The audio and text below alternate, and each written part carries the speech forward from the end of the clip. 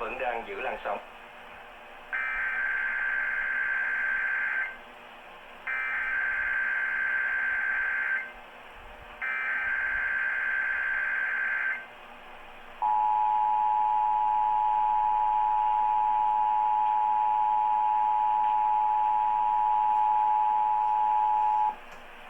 The civil authorities have issued a required weekly test for all of Alabama, all of Arkansas, all of Iowa, all of Illinois, all of Kansas, all of Louisiana, all of Minnesota, all of Missouri, all of Mississippi, all of North Dakota, all of Nebraska, all of Oklahoma, all of South Dakota, all of Tennessee, all of Texas, and all of Wisconsin beginning at 11 a.m. and ending at 12 p.m.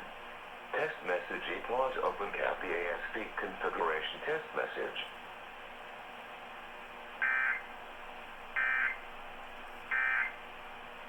Ngày 5 tháng 3 năm 2024